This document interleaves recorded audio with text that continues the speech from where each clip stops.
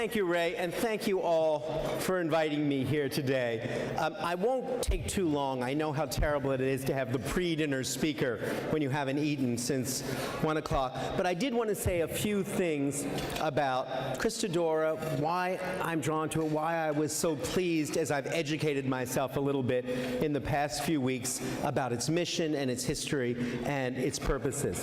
But first, I have to tell you something, share with you something that happened 3 hours ago, because it relates directly to my experience here today. And that is that after 40 years of trying, I passed my road test in the Bronx 3 hours ago.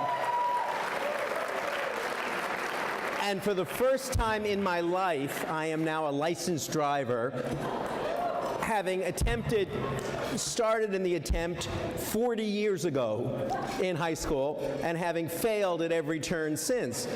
This is a subject of some merriment, as you can imagine, in my family, but my daughter Olivia, who Ray referenced a moment ago, had always had a simple explanation for it. She said, "You don't want to learn how to drive, Dad, because you never want to leave New York." And that is true. In one way, I am the worst possible speaker to invite here today, because I never go outside New York. And when my wife is trying to get me to go to Connecticut, it involves 6 months worth of negotiation, enormous trepidation, fear, uncertainty about what might lie on either side of the city line. But finally, armed with my driver's license, I not only can leave New York for the first time ever, I could actually go up to Manus, I could actually see what we're talking about today.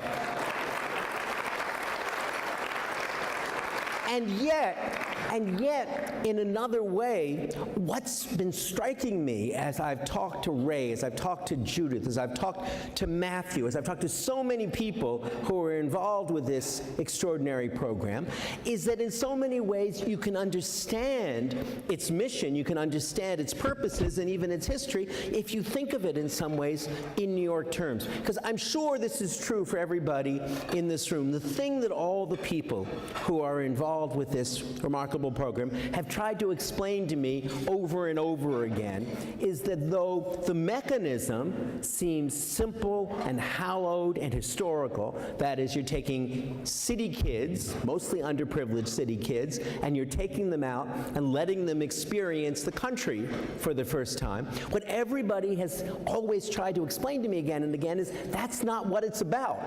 That's what it is, but that's not what it's about. It's not about fresh air for these kids, though fresh air is a fabulous thing and we should all have more of it. It's not about the movement to the country, though the country, they tell me, is a wonderful place and we should all visit it. Everybody keeps saying to me, but that's not what it's about.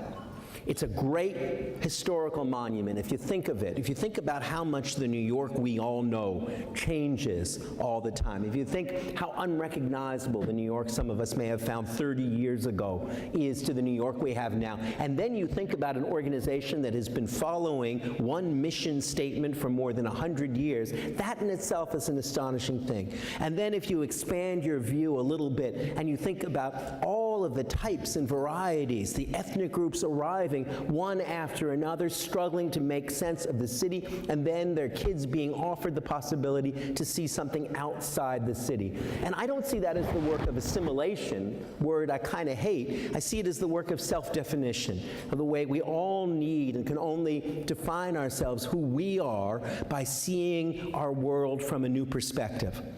And as I think about, as I've listened to people trying to explain to me that the real work of Christodora isn't simply the work of moving kids for a happy 3 or 4 weeks or even for a single day from the inner city to the outer wilderness, that it involves more than that. It involves teaching critical reasoning, that it involves building community, that it involves sending off sparks of leadership in every direction.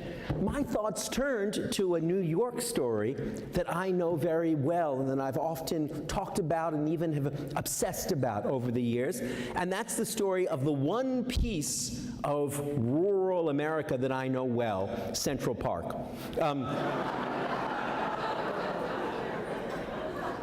That is my Manus. That is my outdoors. But it's a fascinating story, and it tells you something about what the real mission, I think, I've come to believe, of this place is, and of this organization is. Some of you may know it. I'll tell it as quickly as I can, but it's one of the great and still insufficiently heralded New York stories. Frederick Law Olmsted, the great maker of Central Park, the man we know as the co-inventor of the design we still live with and live among, the Greensward program, wasn't by vocation a landscape architect. No, poor bastard, he was a journalist for a weekly magazine for The Nation back in the 1850s. That's what he did. And he went to the South, he went to the southern United States, and he saw it, and he saw, despite the best efforts of some decent people, he saw what an impoverished, what a horrific world there was down there. And he said, it isn't just that this is a slave culture. He said, this is not a culture at all. He said, what's missing here isn't just the elimination and abolition of slavery. He said, it's that no one here has an identity outside of the narrow identity of holder, slaveholder, non-slaveholder, the narrow identities that they're locked into. That the real test of a democracy, he said, is that we can all belong to something, and he coined a beautiful phrase for it, commonplace civilization, that we all have a little handhold on the commonplace civilization of our time. And he meant by that all of the roles that aren't necessarily professional roles, not the way we make a living, not the way we go to church, but all of the other kinds of things we do, belonging to a volunteer fireman's association, belonging to a glee club, playing bocce with our friends, that all of those things, the commonplace civilization of a city or a region or a state, they're the real mainspring of democracy. And so when he came back to New York, just as the Great Civil War was starting, and he dreamt of the park he wanted to build and put his plan forward for the park, it wasn't simply to be a sylvan space where working people could come and relax and could breathe free and could see some greenery and some trees. That was terribly important. That was terribly important. Just as the business of taking underprivileged kids, inner city kids, and showing them the wilderness. That's a terribly important thing. But that wasn't the purpose of Central Park, as Olmsted imagined it. The sylvan scene was a setting. The sylvan scene was a setting. And it was against that setting that all of the many, the innumerable kinds of New York City could find themselves, could learn something about who they were, and could also begin the terribly difficult business of living in peace with different kinds. They could learn something about community, and they could learn something about coexistence. The greenery was essential to that as an act of displacement, as an act of alienation in the positive sense, an act of a new world that they could be in. But that wasn't what it was about. And when I've been reading about Christodora and its mission and its purpose, I thought of those words of Olmsted, that the sylvan scene is only a setting. The sylvan scene is only a setting. That it's only against that backdrop that we begin the real work of community, of teaching leadership, of teaching self-reliance, of teaching all of those other things that are the real business, as I understand it, of Christodora. And it seems to me that that's the inheritance that moves those of us who have never been invited anywhere near Massachusetts, those of us who are manacled to our crowded apartments here. That's the spark that flies and that moves and stirs all of us outside. It isn't simply a story of us somehow benevolently showing kids the greenery.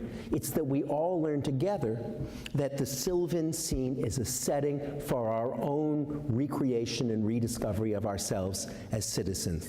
And it seems to me that it's those 4 steps in the Christodora mission: the sylvan step, the setting step, the critical thinking step, which is so essential, the notion that anybody can learn to reason. Anybody can learn to reason. And that learning to reason about rocks, to reason about pelts, to reason about the natural world, isn't something set off from our experience of the city, but that's essential to our experience of the city. We can learn to reason for 3 weeks in the summer, but we never stop reasoning when we come home.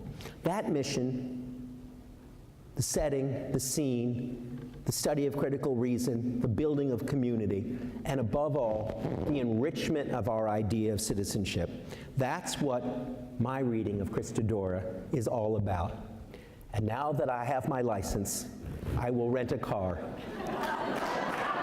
And if you will invite me, I will make my first trip in many years outside of New York City to the Manus Center, and I ask you all to raise your glasses in praise of that idea of citizenship. To Christodora and to the Manus, and have me up sometime. Thanks so much.